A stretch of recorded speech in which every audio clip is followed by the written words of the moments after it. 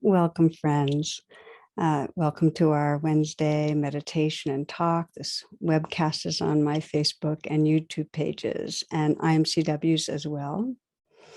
We start each week with a meditation. I think you'll enjoy this one.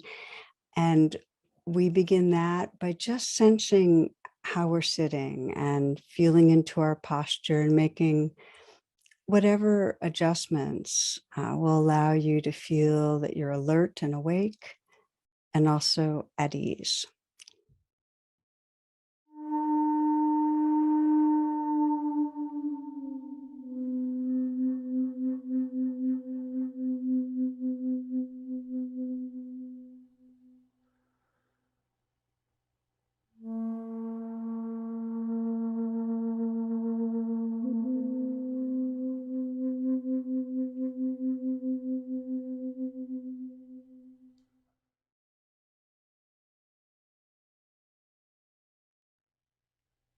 In the stillness, let your attention gently come to the inflow and outflow of the breath. Extending the in-breath now. Extending so that the in-breath is full and deep, so you can feel yourself filling the chest and the lungs. And then a slow out-breath. Slow enough so you can feel the sensations of releasing the breath. And again, a long, deep in-breath, taking your time. You might count to 5 slowly as you breathe in.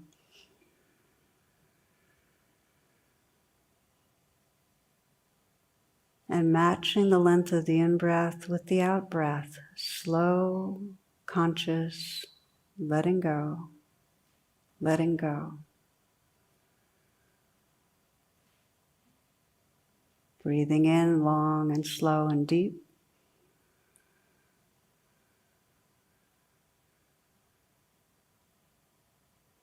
And breathing out, slowly releasing, letting go, letting go. And again, a nice full deep in-breath.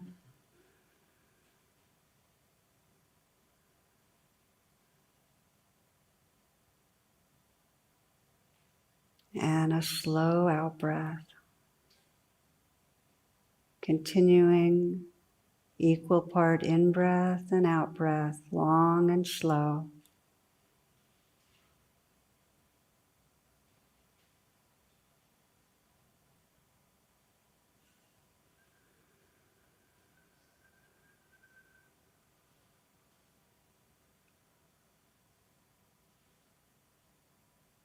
Continuing the slow breath. You might sense the possibility as you breathe of having a slight smile at the mouth, letting the inside of the mouth smile.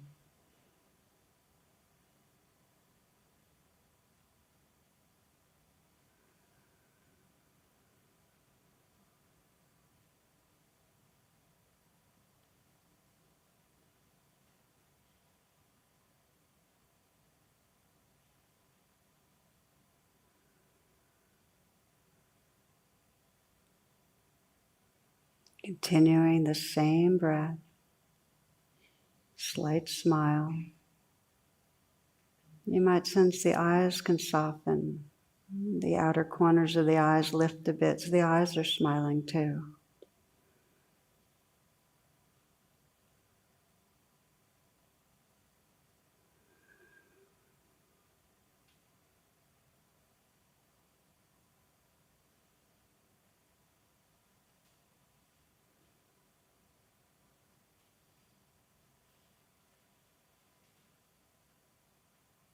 Continuing with this breathing, you might sense that you can smile into the heart. Sensing a smile spread through the heart, sensing the space in the region of the heart open.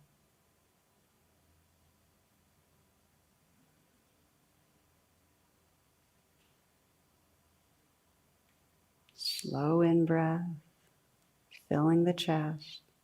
Slow out-breath, letting go.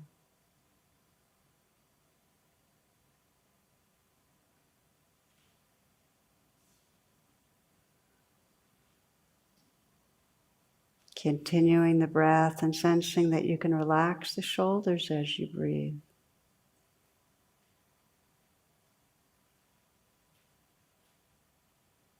You might notice with the in-breath that you can bring all the attention to the shoulders, and with the out-breath, a kind of letting go, dissolving, softening.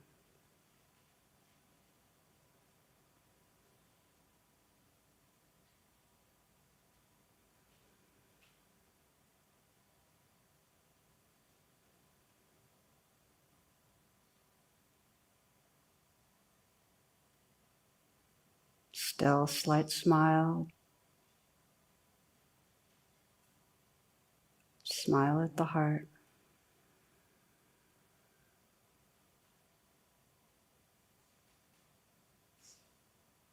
Along with the breathing, you might sense you can soften the hands. Maybe with the in-breath, feeling the attention go to the hands. And with the out-breath, softening, more space there.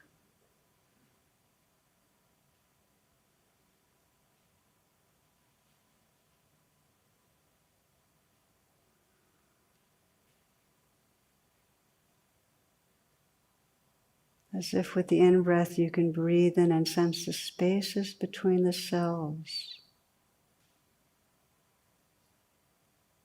opening to receive, and then settling with the out-breath.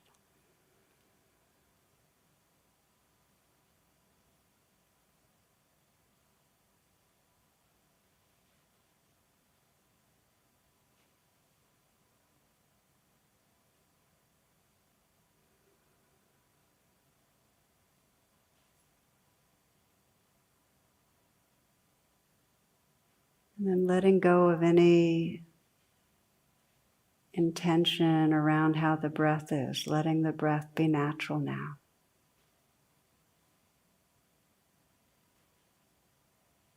Feeling your full awareness right here, awake in this body, aware of the sensations, the life, just as it is.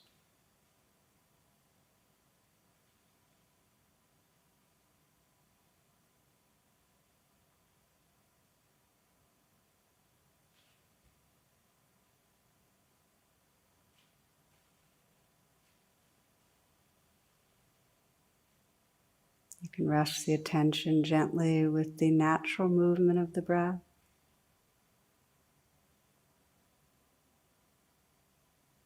Like a raft in the sea, just moving with the movement of the sea.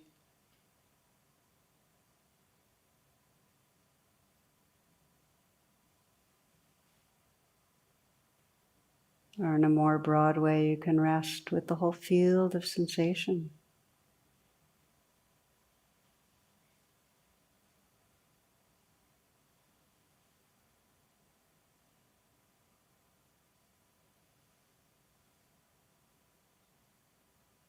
Be aware of the quality of presence that's right here, right now.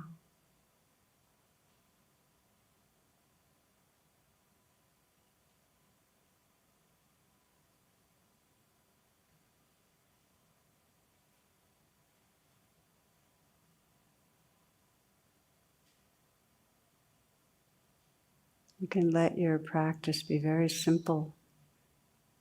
When there's a recognition that the mind's drifted into a more virtual reality, you're often thoughts of the future, the past, time traveling. When there's a noticing of that, without any judgment, to gently relax back into this inflow and outflow of the breath that's right here.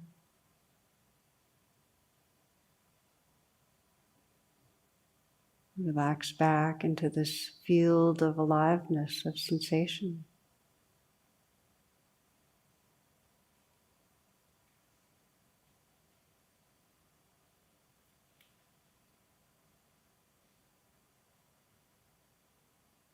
Sensing again the presence that's here, that quality of here-ness.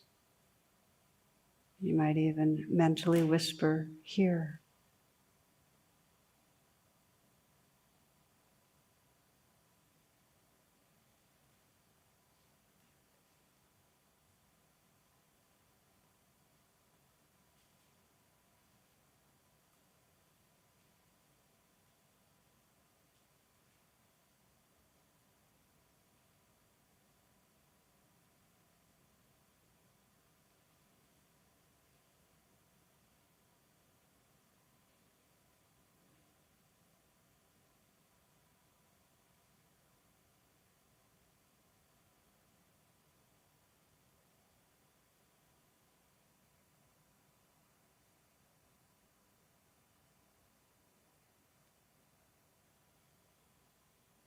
If your mind has been drifting, just to appreciate this as a moment of waking up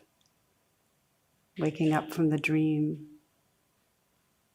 and gently relaxing back. Just noticing the body right now. You might relax your shoulders a little and soften the hands. Relax your heart. Gently feeling the movement of the breath, feeling this whole field of sensation.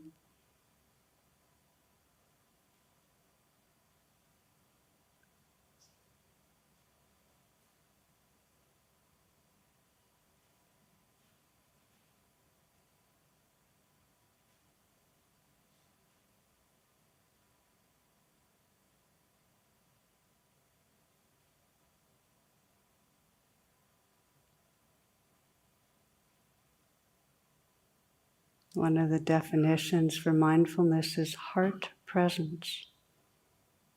You might sense that slight smile at the mouth, the eyes, the heart. Just to feel the presence that fills your heart.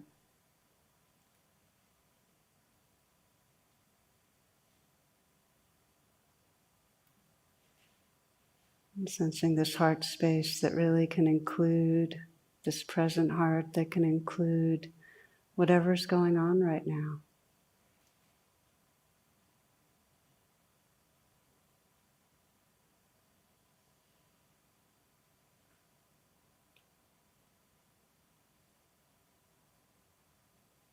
Sensing in these last few moments, what does it really mean to rest in that present heart space?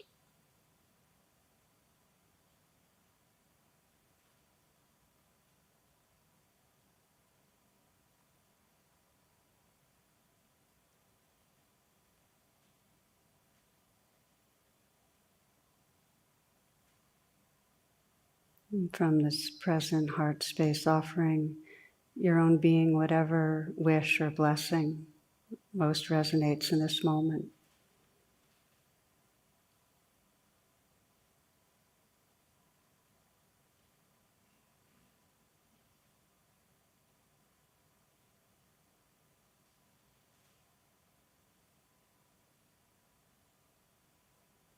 And sensing this heart space as edgeless, boundless, and offering your blessing or your prayer to all beings.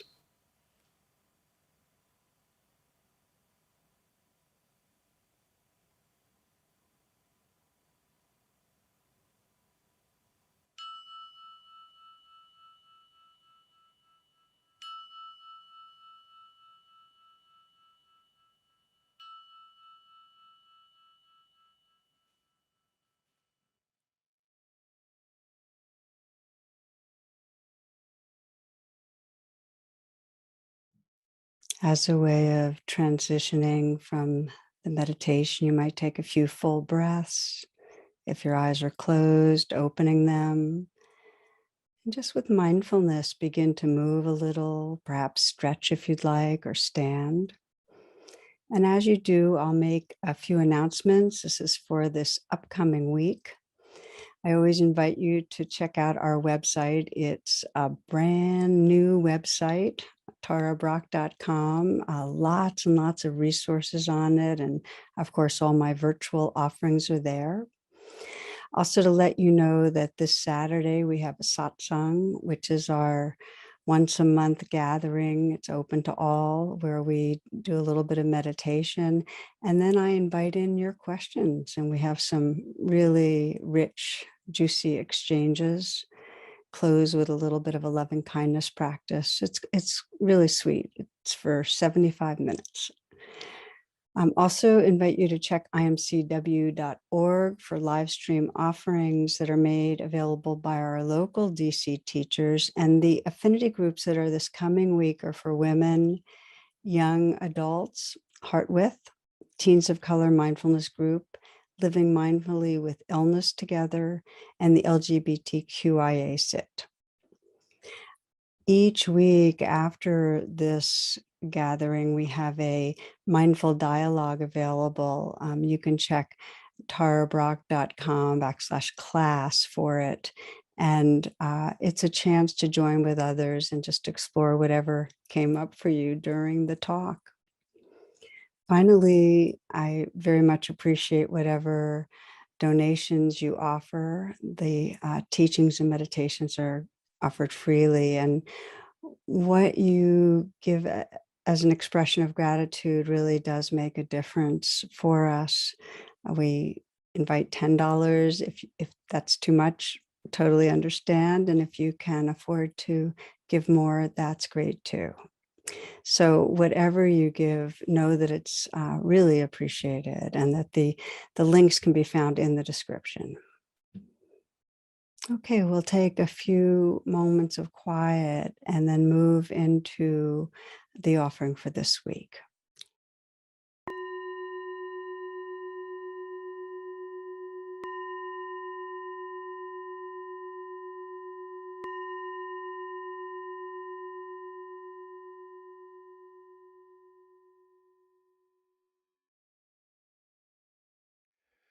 Well, I'm very happy to be here with my friend Tara. It's good to share this morning with you, this day with you.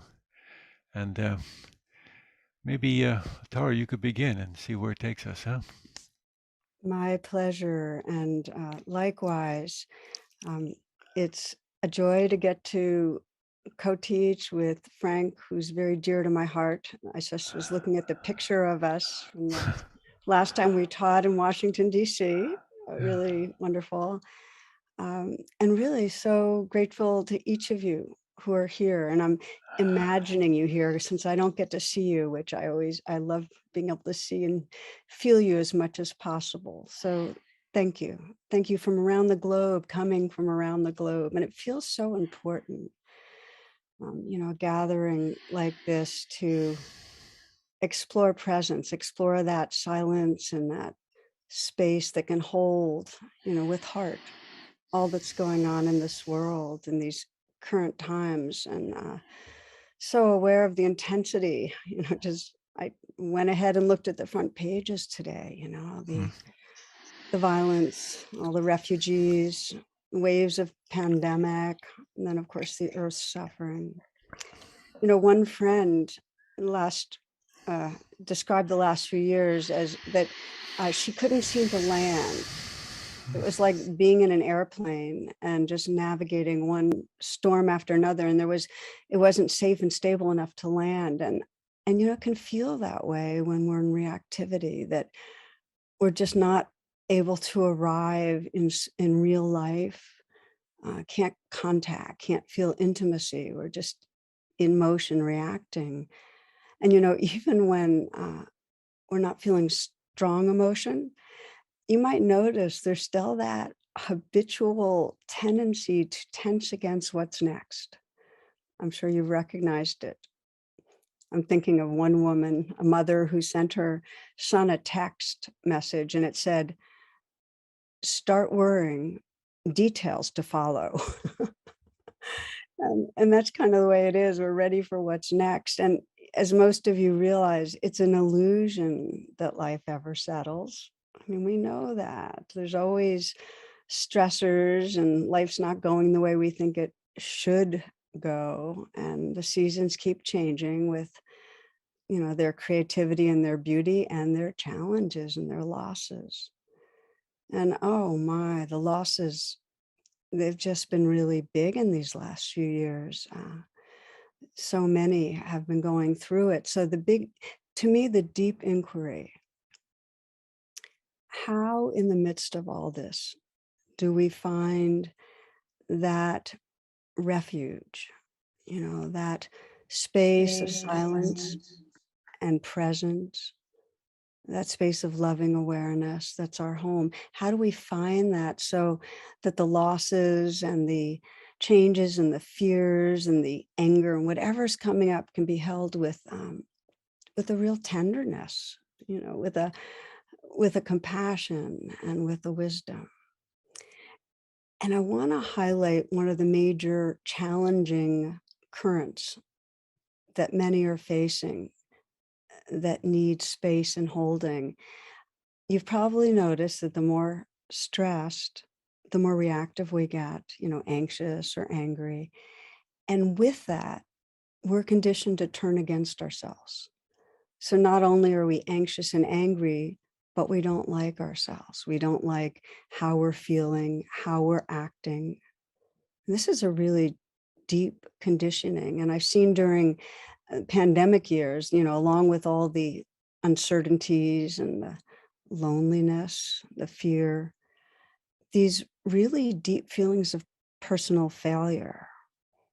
And, if I could see you right now, I'd say I'd ask for hand raised, just a sense, how many of you are with me on that you can sense that feeling of, I'm falling short in parenting, or I'm falling short in relationships or work. I'm not contributing. I call it the trance of unworthiness because it's a trance. It just affects our entire reality, this self-aversion and doubt. I remember I first wrote about it in my book, Radical Acceptance. And I remember teaching at a Buddhist university in Naropa and giving a workshop on radical acceptance. And there was a huge poster of me and the workshop and so on. And the caption at the bottom under my picture was, "Something is wrong with me." And that's because that's the deep belief, is something's wrong with me. So, friends, we're talking about the ways that we leave home. We leave that boundless, formless presence, that heart and awareness, and lock into a very small sense of a self that's separate and angry and fearful and not okay. I often think that our the true sickness is really homesickness. When we're hijacked, you know, when we're in that reactivity, when we're in that trance, what we most need is access to presence. And as you know, that's when it's most difficult. That's when we forget. That's when we forget how to come back. And so what I'd like to do is explore a pathway back, a pathway of mindfulness and compassion that is summarized in the acronym RAIN, RAIN. And even if you're not English speaking, what each of the letters stands for is an easy to remember pathway. In English, RAIN stands for recognize, see what's going on, allow, just allow it to be there. I kind of say to myself, this belongs, just like any other wave in the ocean. Recognize and allow. And then investigate means deepen attention, sense somatically how it's expressing in the body, really feel it. And that's the intimate contact that comes when we investigate. And then nurture is the natural, tender self-compassion that comes, that we can hold it with. And when we move through those steps of recognize, allow, investigate, and nurture, it opens us back to that formless presence that's our home. The beginning, though, these first two steps, I'm going to go through it a little with you. The first step is to pause. When you're in reactivity, just pause. Some of you might remember Viktor Frankl's the famous line that between the stimulus and the response, there is a space. And in that space is your power and your freedom. So we pause, we create a little space there. And then recognize, okay, what's happening right here? And can I allow it? I'll share one experience that has stayed with me forever. This has happened at a retreat many years ago. A man was attending who was experiencing Alzheimer's, and he was also a psychologist. He'd been a psychologist and a meditator for 15 years. And when I met with him, his attitude, his spirit was really very spacious and upbeat. And I asked him how it was for him. And he described early on in the onset of Alzheimer's, he was leading a workshop, had 100 people or so there.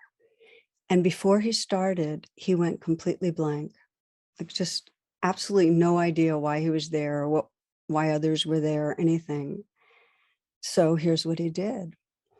He paused, and then he put his palms together and he started naming what he was aware of. He said confused, and then he bowed. Afraid, bowed. Heart racing, bowed. Embarrassed, bowed. Breathing, bowed. And this went on a bit, and finally he was able to say relaxing. And when he spoke next, he said, I'm so sorry, but as you can imagine, the people listening, many had tears in their eyes. And one person said, no one has taught us the Dharma like this, the teachings. And what had he done? First he paused, and then he simply started recognizing, naming his experience. It's so powerful to name it, either out loud or a mental whisper, naming it, and then allowing it, like saying yes to the moment, not I love this, not I want this to continue, but this is reality, allowing reality.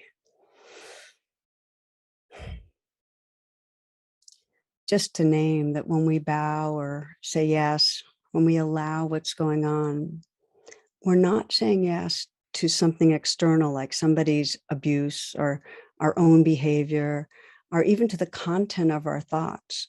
We're saying yes to the felt experience of the moment. That's the radical allowing in rain. Okay, let me tell you about the rest of rain.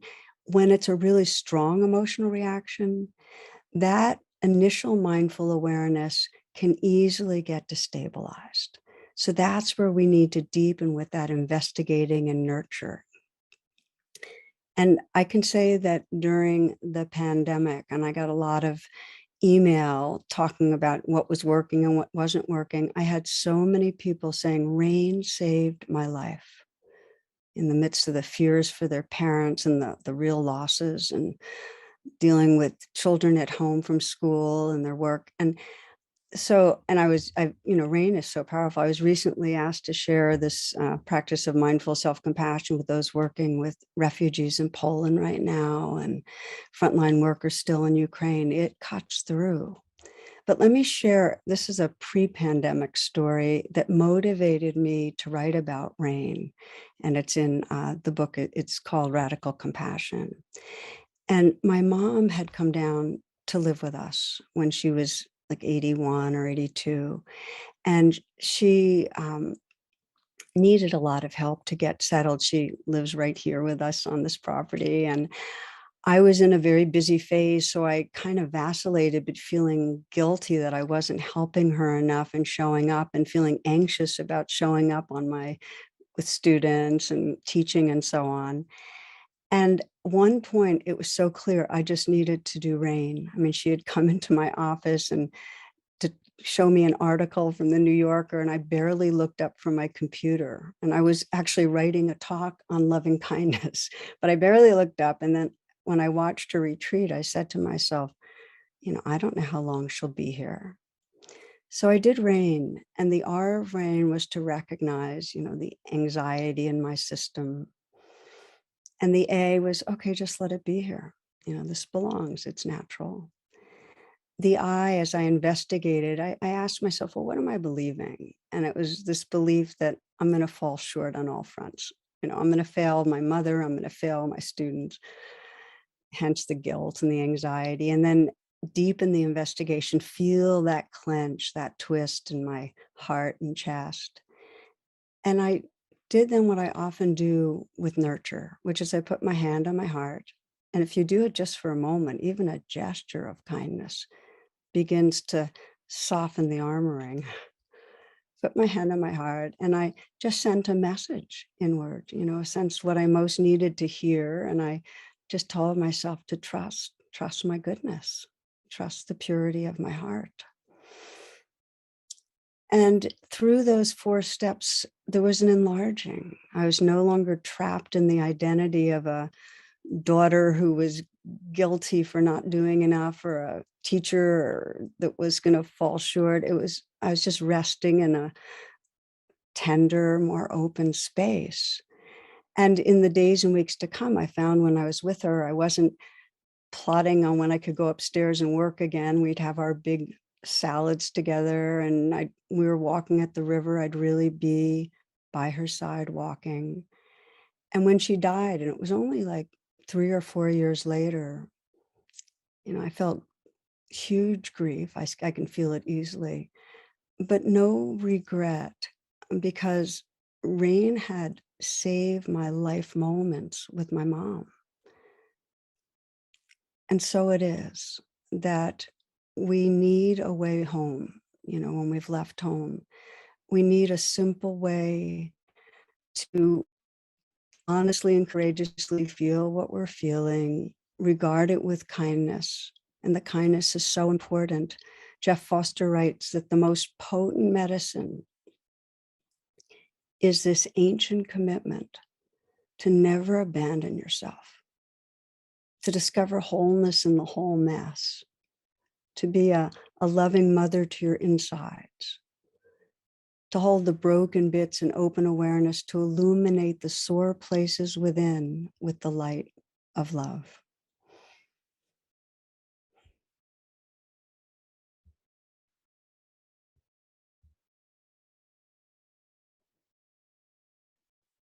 And so often we forget to pause, and we forget to bring that attention and that care inwardly, and yet it's the beginning of all healing.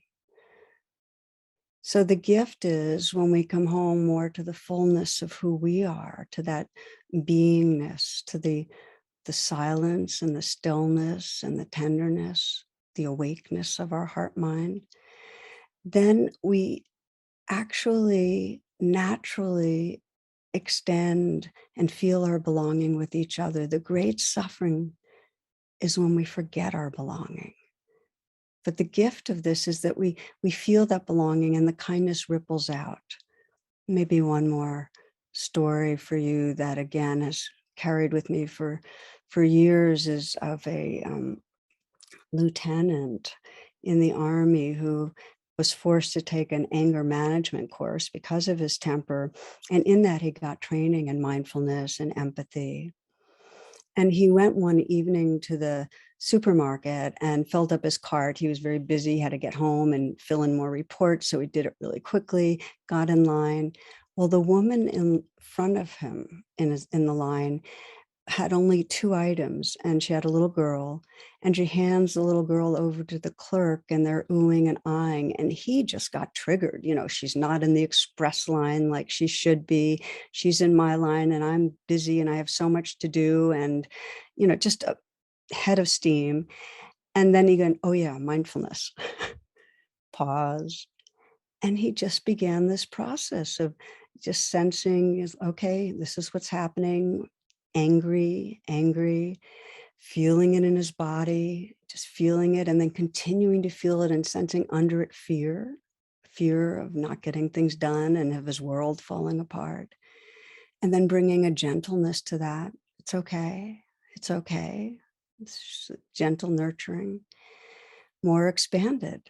And so that this woman had left, and it was his turn. And he said to the clerk, that little girl was adorable. And she beamed. She said, "Oh, that's actually my child. That was my mom who brought her. My husband was killed in Afghanistan. And so my mom brings the babe over every twice a day. So we have some visiting time."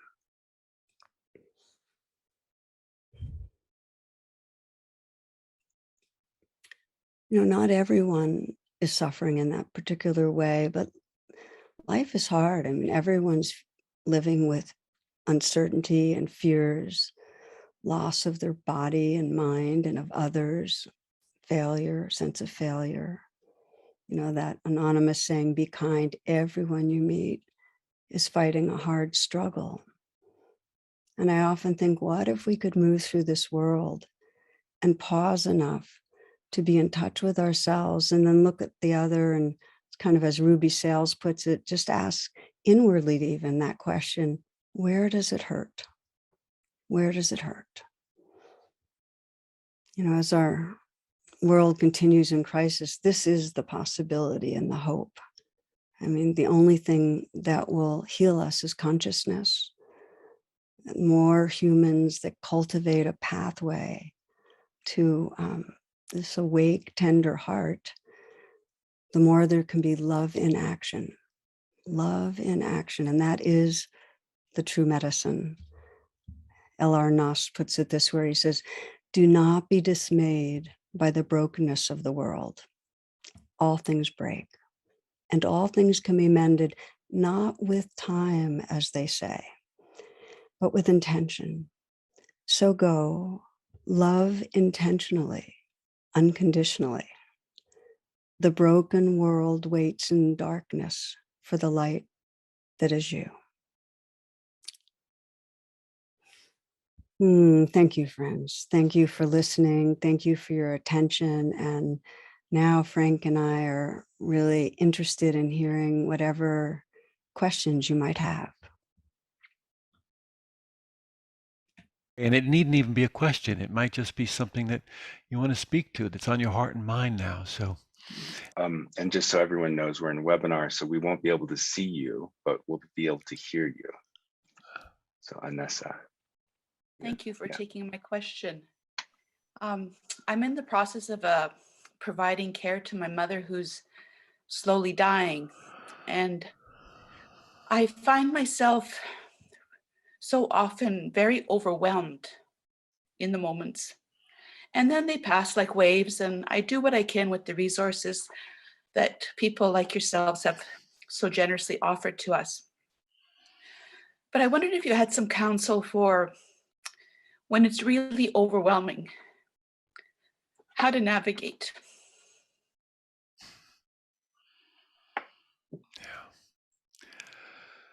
oh boy, it's hard, isn't it? It's so hard, Anessa. And sometimes, we just have to acknowledge just how difficult it is for us and step away, actually. Step away into the other room with ourself, reach out for support for ourselves. Those are very practical things that we can do, of course. But what Tara was speaking about earlier, about the man with Alzheimer's, just naming his experience, that can be incredibly powerful for you to do. This is hard. I didn't sign up for this. I'm really scared. Yeah. So naming your experience can be incredibly helpful, of course. And then there's one more thing I want to say, Anessa. When you go out of the room and come back, one calm person in the room can make all the difference. And you can be that calm person.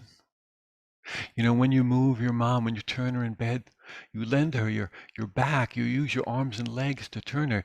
You can also lend her the calmness of your mind.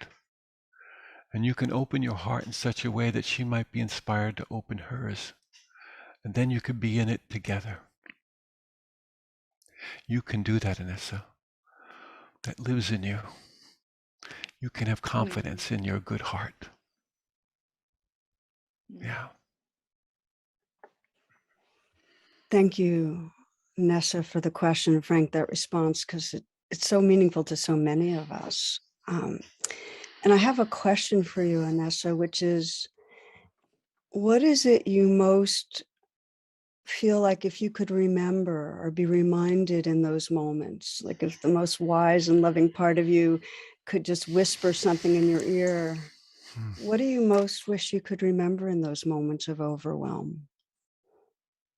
I guess there's probably two things that come right to my heart and mind, and one is this is this is all okay. This is all normal. This is this is how it is, you know, just kind of a breath of that, you know, just like, this is okay. And then the other is to just, sorry, what was your question? What would I say to myself? Or what would you say, or what do you wish you could remember? Oh, remember, yeah. The light and the love that shines out of my mother, actually, you know, and that we've had some incredible moments where she just, and then I realized that she's okay. She's being held, you know, and it's her process, but she's being held, and I don't have to hold her all the time. Or I'm part of that holding too, you know, like we're just, that life is holding us. Okay, that's first I just want to bow, because that's really a beautiful sharing and teaching for all of us. And it may be that during the moments of overwhelm, you can more quickly, you know, I often just put my hand on my heart and just hear that voice, that reminder, you know, this belongs, this is a natural, this is just the way this human body mind works to get overwhelmed. It's okay. It's just part of nature. And then just to remember there is a light and a love that's coming through your mom, that's holding your mom, that's coming through you, that just is always here, even when we can't immediately sense it and contact it, and to trust in that. And this is your wisdom. So draw on that. I mean, the more moments that you turn to that, that's a refuge that can carry you. Thank you. Yeah, that I can feel the calmness with that. So yeah, I appreciate that. Thank you. Yeah. Thanks, Anessa. We have a question from a Spanish speaker. Sylvia, do you want to come on and ask? Sure. This is coming from Monica, and she asks, how do you forgive yourself?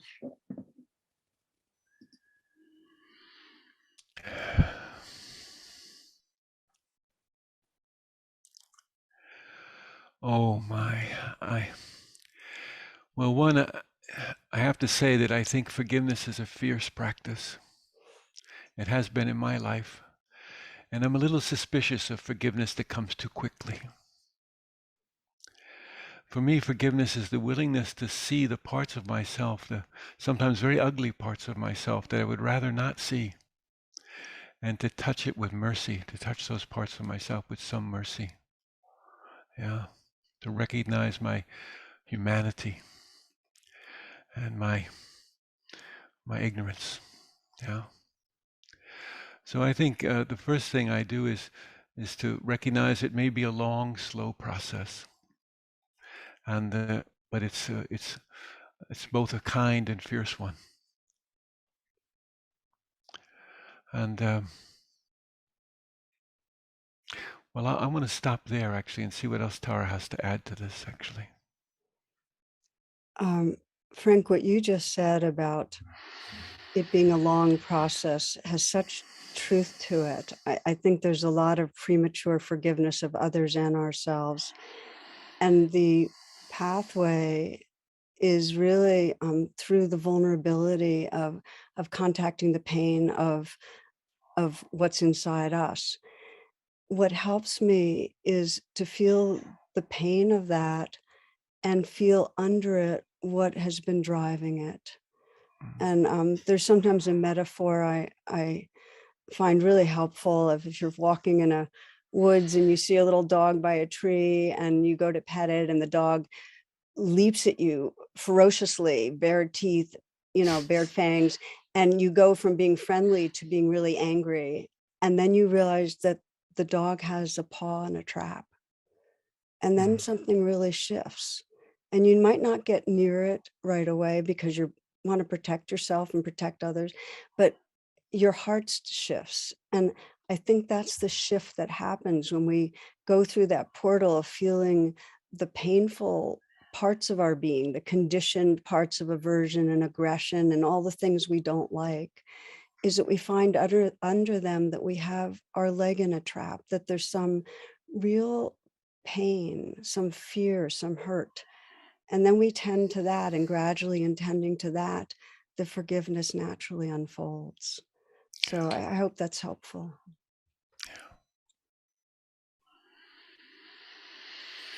Thanks, Frank and Tara. Shall we take another question? Yeah, please. Here I sit, kind of wrapped up in blankets because I'm not feeling well, and I'm 84 years old and thinking about the challenges of getting old, losing your family, and staying in the game, which I really want to do. So I guess that's my quest right now. Tara, why don't you take a shot at this? Yeah, Patricia, I hear less of a question and more of your heart's aspiration, which is to stay true to your life and what's here. And I'm wondering, what is it that might get in the way for that? Is there a belief or a feeling that makes you feel that in some way you want to resign, or you're not going to show up? Oh, right on the money. Poetry has been my kind of go-to avocation, and I'm writing what I keep calling my last book of poetry, compiling it. And so I have this argument going on. Well, let's stop talking like that. That's silly. You're making everything too important. And then saying, oh yeah, but so it's interesting, and it's a challenge to put all that down, right? To go ahead with the work and not complicate it with that question. So what I'm hearing is that there's a self-doubt that it's valuable or it's worth putting forth. Is that right? It's that, and yeah, and not so much that it's my work, but what is that? What has value? You know, kind of that larger question, I guess. What's the point? So, and I think my advancing age really drives that question a lot. Yeah. I think that's a question that I wish the earlier we can ask it, the more awake we'll be. The earlier we can ask it, the more awake we'll be. It's one of those wisdom of impermanence questions, like what really matters. And as the Zen teachers say, the most important thing is remembering the most important thing. So it's almost like that. If you just keep asking, okay, what really matters? And if you had just a minute or two left in your life, what would most matter? What would be the quality of heart and awareness and beingness that would most matter? Just asking that question, I think, will inform any activity. I just honor you for being in the inquiry right now. Thank you. Thanks so much.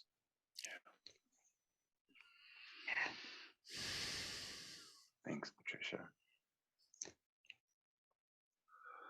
So awakening in the midst of life, being in love, death, and grief. Wow. You know, as we venture into this, I think it might be useful to think about the two dimensions of being. Yeah. I mean, there's the action of being, right? Like being with someone we love, or being placed in an ambulance, or being with dying. And then there's being, which is a way of referring to that all-inclusive, that endlessly expressive, that source of all manifestation, the ground of being, right? Which is our essential identity, which we know through presence, as Tara reminded us. And to me, anyway, this dimension of being is another way of naming or talking about the inseparable unity of reality.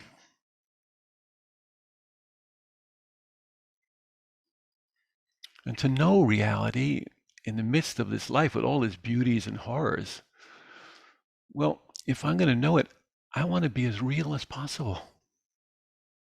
And that's actually my hope for us today, that we be real together.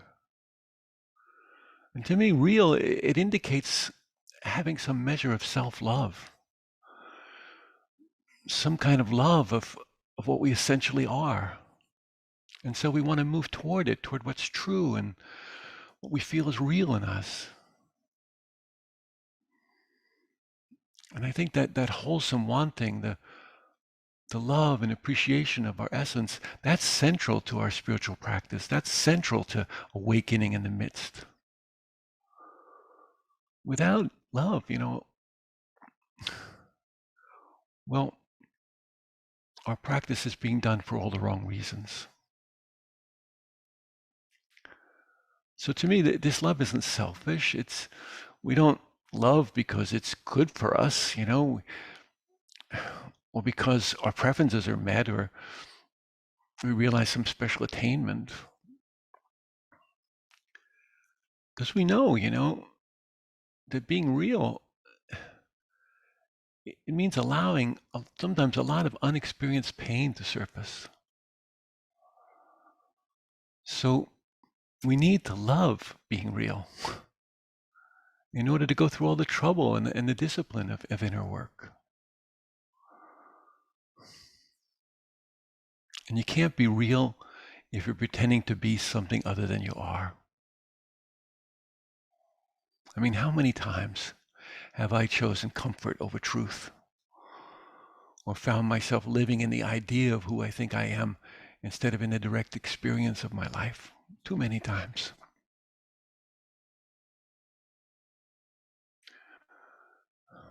Awakening in the midst, sometimes it seems impossible to me.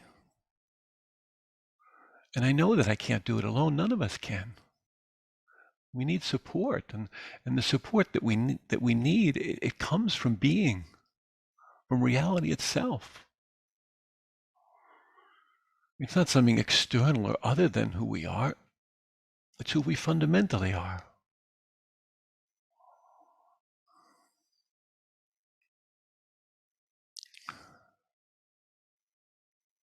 How do we awaken in the midst? I don't know for sure.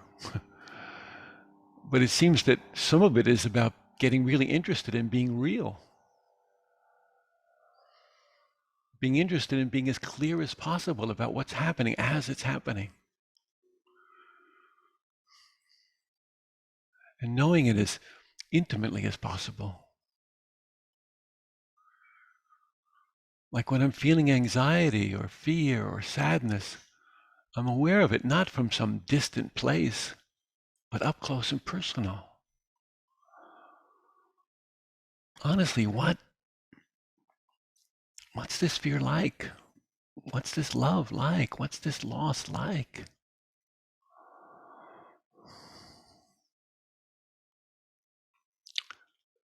This means that awareness receives and holds the experience without my interference. It knows all parts of it. Awareness knows through intimacy. It's like when you fall in love, right? With someone, you want to find out everything you can about them. You want to be completely familiar with them, to be intimate with them.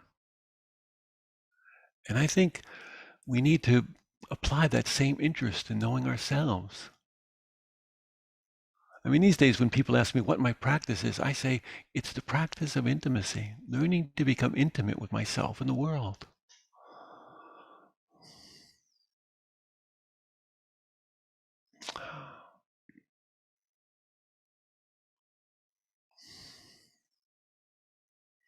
Being aware of who we are, it can only arise from loving being where we are. Love isn't a gated community. Everything's allowed in. Every part of ourself. Awareness doesn't exclude anything. It's not in the nature of awareness to resist. We can have resistance without resisting it.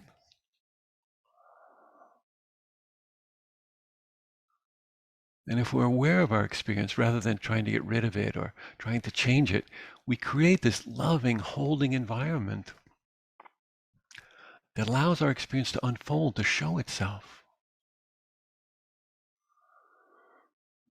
And in this same way, I think, at least in my experience, the process of dying can open us to being in a very real way. I mean, there are certain conditions, I would say, in dying that are conducive, supportive of awakening in the midst. And they're not always seen in that light, but or recognized as opportunities, but they exist.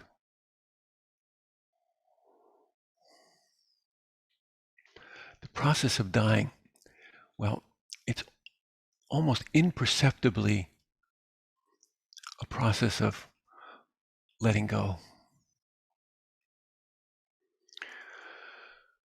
relinquishing what we know we can no longer control. Like I remember this one hospice resident at the Zen hospice. He was a well-known rock musician, actually. And one day he was just weeping as he was telling me about his losses and everything he was having to let go of.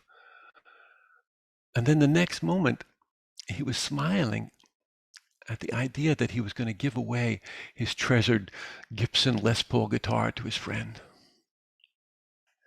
He said, "We're not what we have, and there's no storage units in heaven."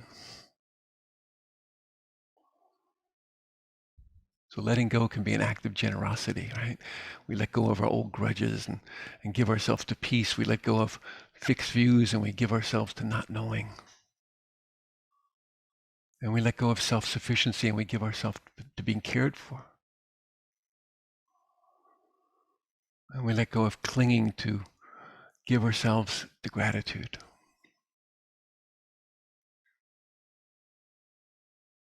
You know, when we're dying, when we're facing long-term illness, all the ways we've defined ourselves, you know, I'm a mother, I'm a father, I'm a people person, I'm a loner, I'm rich or poor. All of these identities are either stripped away by illness or gracefully given up, but they all go. And then who are we?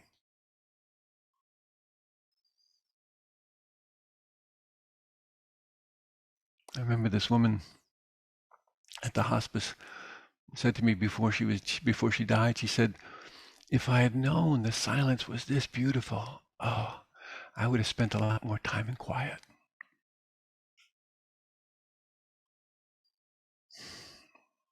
Letting go is how we prepare for dying. With Suzuki Roshi from the San Francisco Zen Center, he said, renunciation is not about giving up the things of the world, but accepting that they go away. And acceptance of impermanence, that's what helps us to learn to die.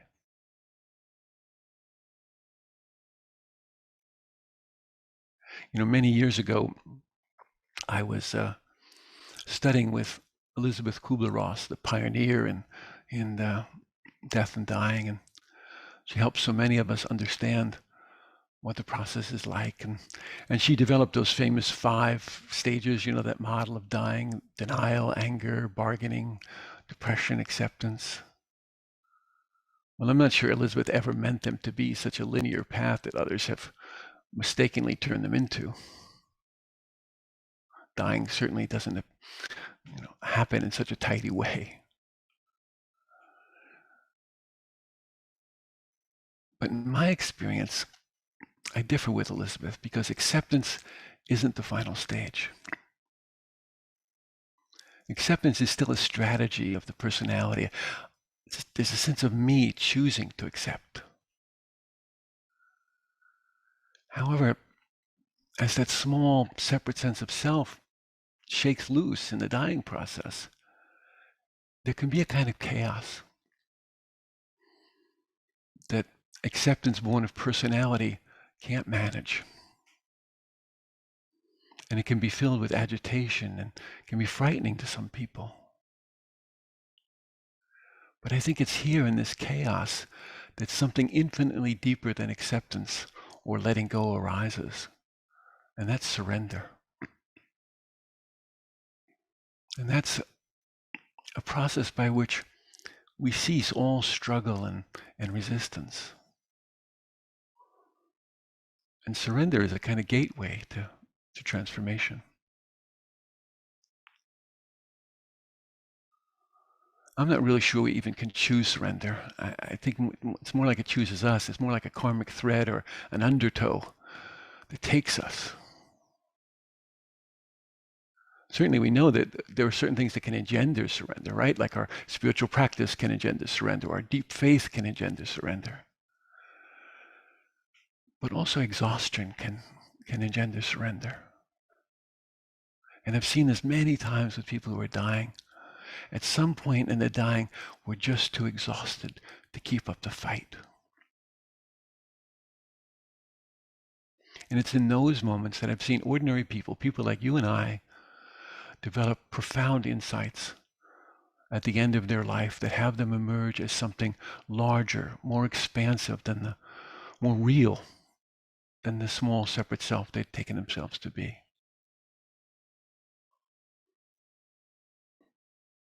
I don't think this is a fairy tale happy ending. I don't believe in those. This regularly occurs for people in the final months or weeks or days or sometimes even moments of their life. And you might say too late. And I might agree. However, the value is not in how long they enjoyed the experience, but that the possibility for transformation exists. And if that possibility exists then, well, it exists now.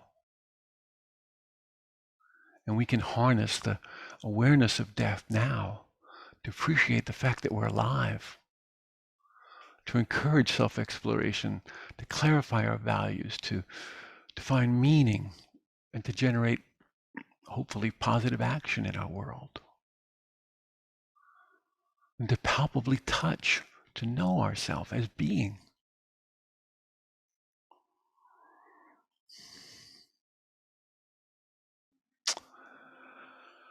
Oh, there's so much more I could say, but what I want to really touch on is a little bit on grief, you know?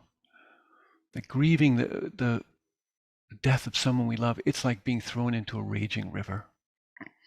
And it's powerful and it pulls us down, you know, below the surface to the deep, dark places, you know, where we can hardly breathe. And frantically we try to escape, you know, and then we feel ourselves pulled further down, and then gradually we're released. And we step on shore with fresh eyes.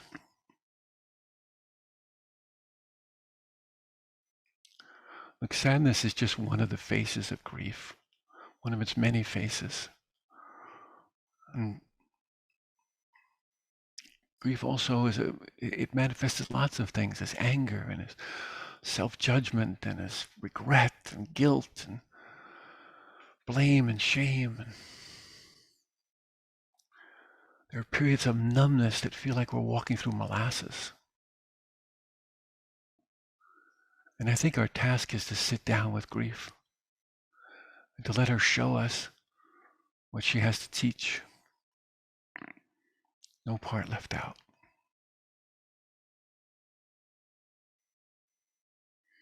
And most of us, you know, we're not prepared for the intense feelings that engulf us sometimes when we least expect them. Like my friend who said she completely lost it one day in the cereal aisle in her local supermarket, you know.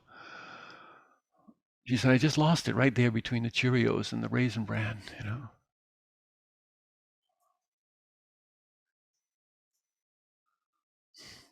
And it's our fear of this lack of control that leads us to ideas about managing our grief or getting over our grief. But grief is our common ground. It's what we share with each other. I mean, it's curious to me, you know, we never speak about managing our joy or getting over our happiness. Grief is the normal response to loss. And this pandemic and this wars and this climate catastrophe that we're in the midst of. It's putting us in touch with the multiple losses that occur daily in our lives, the everyday grief of our lives.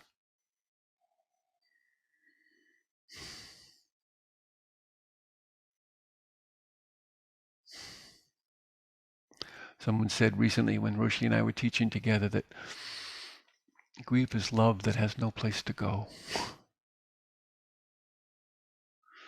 I think our relationship to a particular loss changes over time and with attention.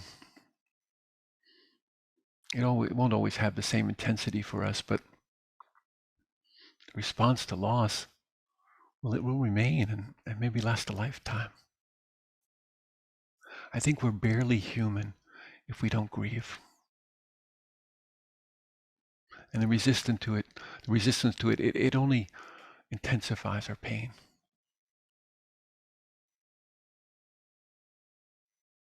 The grief challenges our notions of control. It cracks our defensive shell.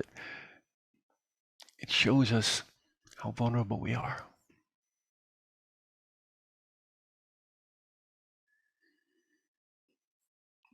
Some people cry oceans of tears and others feel numb. Men grieve differently than women. There's no right way. There's only your way.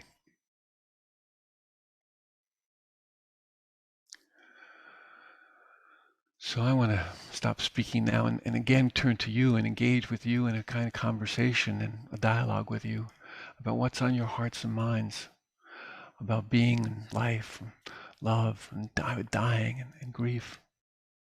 We're just able to touch on these things now, but I really want to hear from you. So Noah, I wonder if we could again ask people to raise their hands if they have a comment or a question they want to share, and then Tara and I will do our best to try and be in dialogue with you and respond as best we know how to do anyway.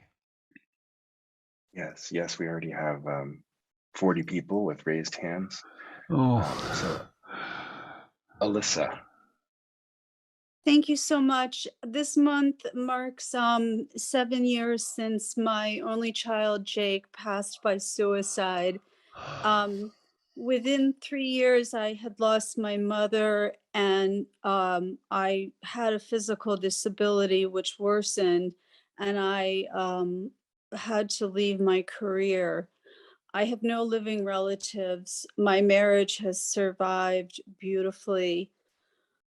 We've worked through it, but my fear going into this, what I call season of Jake, because of Mother's Day, because he was born on my husband's birthday. My fear is I survived my husband, and I want to go on as far as I can, but who will take care of me? And while my practice helps me stay in the present moment, during this season, I go back to those old questions, like you said, with what grief can do to a person. And I so want to stay in reality, but I struggle with grounding myself. Thank you for your kind attention. Yeah. Oh, Lisa, may I ask you just one question? Please. Tell me something that you miss about Jake. I miss his giant hug. I'm 5'3" and he's 6'3", and he gave these giant bear hugs, and I miss that tremendously. Yeah. I like how you said he is 6'3". Yes, he is. And when I was sick, he would say, "Mama, what do you need?" And he'd make me a cup of blueberry tea. And he, Beautiful, Alyssa. yeah. So this relationship with Jake, it continues, doesn't it? Oh, yes. Of course it Yes. does. Yeah, it's not over. It continues. And if If your husband should die before you, that relationship will continue also. So that's important to remember, that even when Okay. people die, our relationship with them continues. Okay? Okay. That's enough for now, huh? Okay? Yes, present moment. Yeah, Yes. yeah. But no ideas. Just No. be real, okay? Just be real. Be real as you feel Jake with you right now. That real. No ideas. Okay? Yes, thank you. You're welcome. Very welcome. Okay, Noah. Thanks, Alyssa. Sarah. Oh, hi, thank you. So my question is regarding death and dying. I am currently 52 years old and have been struggling with stage 4 cancer for 7 years. And it's, I've had a pretty good run of it. I mean, I've had a really great quality of life, but recently, and sort of, yeah, a lot of times not forgotten about it, but it doesn't identify who I am. And I have 3 teenage children, and recently I've learned that I have a lot more cancer. It's affecting my lung workings, and I have pain. And I am just so full of fear. And I listened to Tara's lecture last week about, pain plus resistance is suffering. And I try to stay with what is and not resist it, but I'm afraid of suffering more. I'm afraid of dying. Well, I'm not so afraid of the dying, but I really don't want to leave my kids. One of them is very, very depressed right now. And Okay, so Sharon, yeah. Sharon, we just have to go right to the essence of it right now, because Yes. it's okay. So let me just maybe, since you've been listening to Tara, let's listen to her a little bit more and see maybe if she has something she wants to respond. Yeah. Yeah. Tara? So I guess a question for you, dear, is when the fear comes up, how are you relating to it? Are you feeling like I shouldn't be afraid right now? Something's wrong that's going on. Tell me what's happening. I hold her like a baby, and Mm, I just sort of rock her and cuddle her and say it's okay.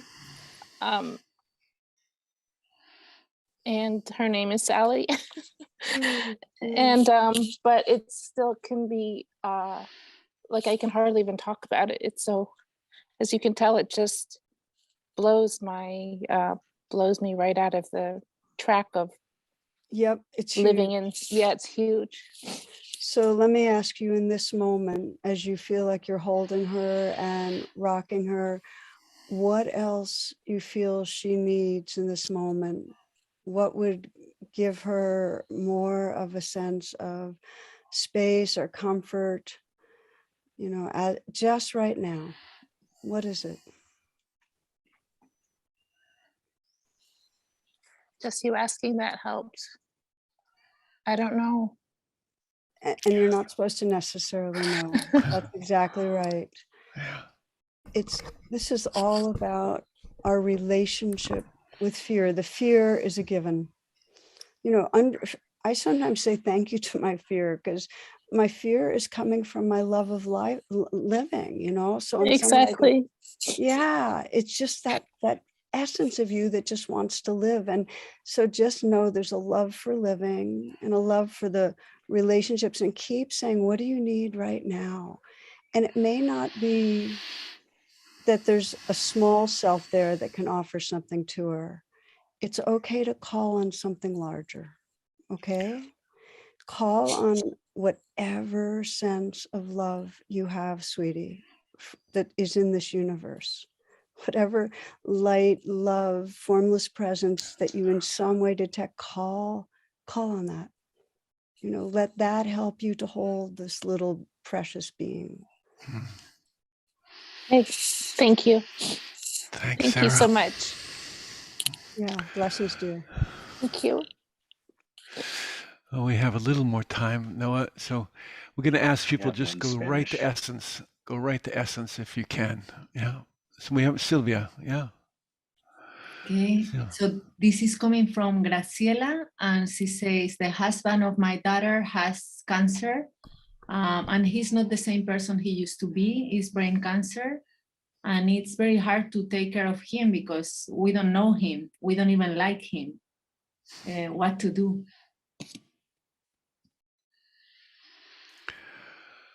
Oh, well, this one strikes home for me because I've had some strokes in the last few years, and I'm not the same person I was before the strokes. And sometimes I'm not so easy to be around, at least not for the people who love me. And so I'm sad about that. And maybe this person is sad about that as well. And it might be helpful to recognize that in this other person, how sad they might be, how afraid they might be by not being able to recognize themselves. You know, I had an Aunt Mimi, and she was 80 some odd years old, I forget, and she had severe dementia. And when I would go and see her, she didn't recognize me, who I was. And she was always chaotic, and she'd throw her dress over her head, and, you know, was difficult to be with. And she'd been a spinster, they said in those days, a woman who lived by herself all her life. And so I was always curious about this. And so one day, very brazenly, I said, Mimi, all these years you lived by yourself. You never had a beau? You never had a sweetheart? All these years?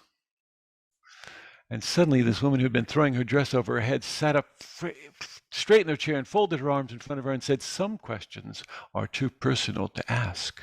And it reminded me that there's always a whole human being there.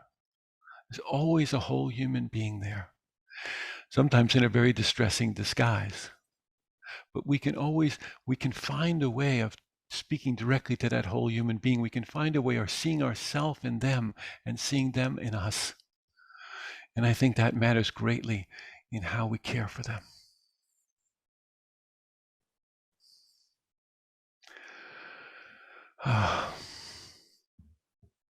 Thank you, Frank. Noah.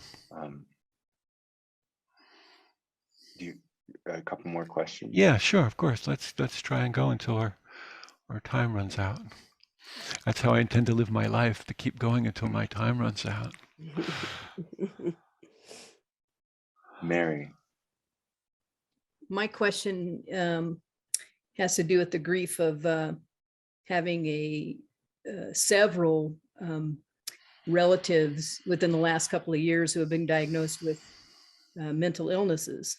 And sometimes it's very confusing to me to figure out what is, right speech and right practice toward people, for instance, who have bipolar, where it can be really tricky. Well, I'm glad to start just because there's several people I'm in active relationship close-wise, and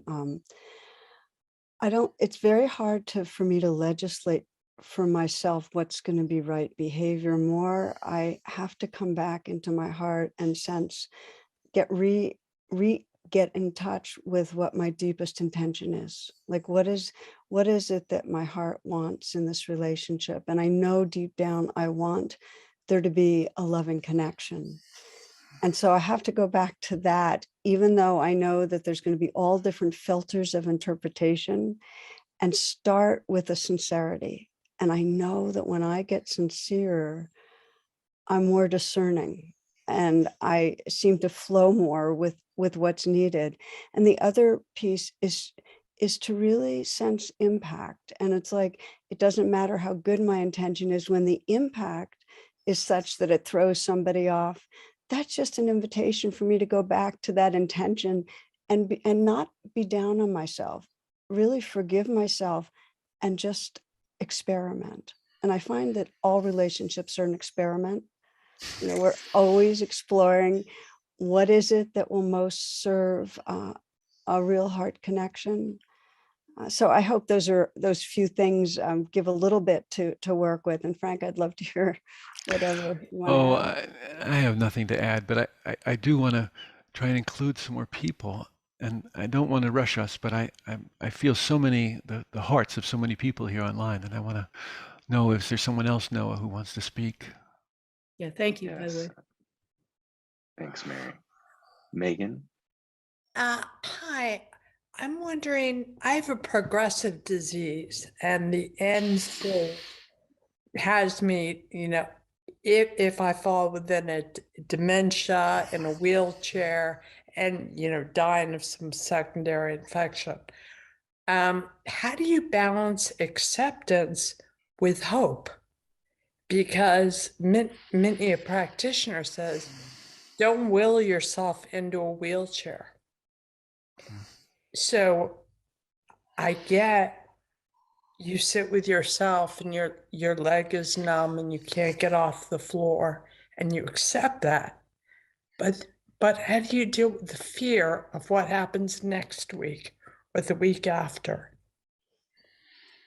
You know, really what you're asking, I mean, it's just very, very touching because so many of us are in situations where we have a story that seems real about how things are going to unfold. And for me, acceptance is only an opening, acknowledging the reality of just this moment.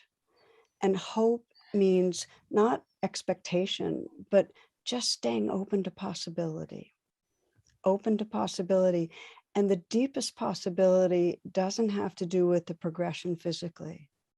It has to do with how your heart can wake up more and more to have space for whatever unfolds. That's the true hope. So what I'm encouraging is to be real with what's right here and sense that hopefulness for the possibility of a freedom, a kind of heart space that's free to be with what unfolds and stay open to it unfolding in a way you like too. Okay. Yeah. Thank you. Yeah. Bless you, dear. Thank you, Megan. Carl, Adrian.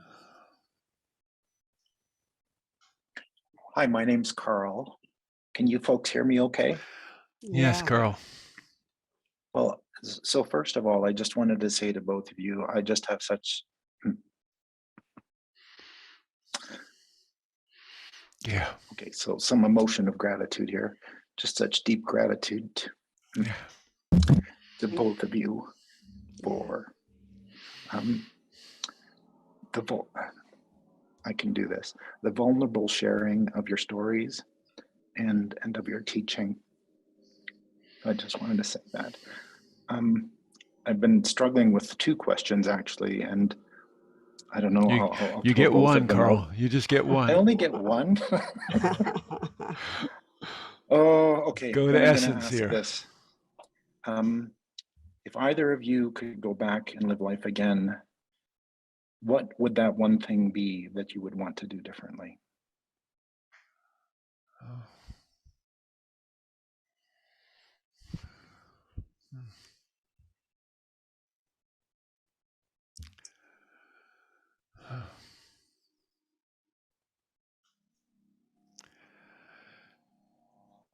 I hope this doesn't sound arrogant. I don't know that I would want to do anything differently, because even all of my mistakes have helped.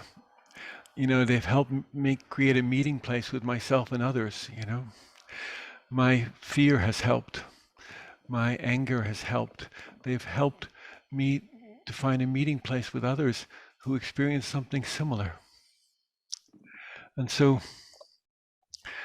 I guess I wish I would have been conscious of that reality that much earlier in my life. But every aspect of my life, even my deepest errors, have been the ground for an empathetic connection with others, and I'm internally grateful for that. Mm. I don't have life regrets. I have more of a sense of an ongoing aspiration to live from love and to have my moments be an expression of love. And so to the degree I could have wished for myself more quickly softening into kindness, more quickly trusting the goodness inside me and others, sure, but that's more of an idea. It's more right now just that longing to live from love, and and underneath that longing, that love of love. Yeah. Thank you. So Tara, I'm aware of time, which is an unusual thing for me given my strokes. But I want us to close with a meditation by you. But before we do that, I just want to actually ask everyone to please be generous in your support of Upaya Zen Center. Upaya made all of this possible, and Upaya is a jewel. Mm. It is a jewel on the planet right now, and it needs your support. And I would ask you to please to offer dana, to offer your contribution, your financial support, as generously as you're able. I am immensely grateful to Upaya for sponsoring these programs and now developing this Mahasangha that has reached out and over the world. And so please support us. Upaya, Noah, I know we'll put that, I don't know where you'll put that information, Noah, but I'm sure you'll put it up somewhere where people can see it. Yeah, So it's in the that's chat now. okay. It's in the chat. Wonderful. Thank you. Thank you so much, Frank. Yeah, of course. And the last thing I want to do, because I want to close on a practice with you from you, Tara, and I just want to thank you, my friend, for being a friend, first of all, and for your great, generous, kind heart that has shown itself today. Your wise heart. Thank you for being willing to offer that to all of us today. I'm immensely grateful to you. Thank you. I'm feeling that field of loving very real and very here. It means the world. When dust is dust, it's what matters. Yeah. And that extends, friends, to all of us. There's something incredibly precious to create that together. So I'm going to close with a brief meditation. If it helps you to close your eyes or lower your gaze, please do. If there's some adjusting of how your posture is, so you can feel a little more awake in your body and at ease. As you adjust yourself, you might listen to these words. This is Mark Nepo. He says, "My soul tells me we're all broken from the same nameless heart. And every living thing wakes with a piece of that original heart aching its way into blossom. This is why we know each other below our strangeness. Why when we fall, we lift each other, or when in pain, we hold each other. Why when sudden with joy, we dance together. Life is the many pieces of that great heart loving itself back together." So in these moments, to sense that beautiful, great, vast, formless heart space. And as you do, feel right into your human body and heart and mind, and just sense if there's any place in you that needs to be reminded by love, needs to feel more accepted, needs some tender attention. And if it helps to put your hand on your heart and just have that intimacy with the life inside you. And sense and imagine that warmth and light, that formless heart space, just bathing, really bathing, permeating whatever part of your being needs inclusion right now. You might feel your breath supporting that. tender, receptive. And perhaps there's even a message, perhaps there's some words to your own human heart from your spiritual heart, some words of reminder that you want to take with you.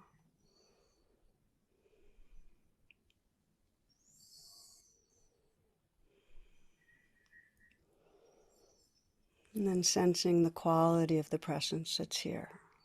Just sensing the vastness, the silence behind the sounds, and the stillness that everything's happening in. And that exquisite tenderness that expresses the love that's essence to our being. And sense that heart space, the collective heart space that each of us is held in. You might bring to mind those who have spoken, shared their realness. Include in that heart space those you know, those you don't know. So it extends, it's edgeless, boundless, including the humans and the non-humans everywhere. This earth, our mother, in your heart. Just feeling our collective prayer that all beings might be held in loving presence and filled with loving presence. That all beings everywhere touch a natural great peace. That all beings realize the joy of being alive. That there be a growing justice and peace and compassion on our earth. And that all beings everywhere awaken and be free. Bless you, friends. Namaste.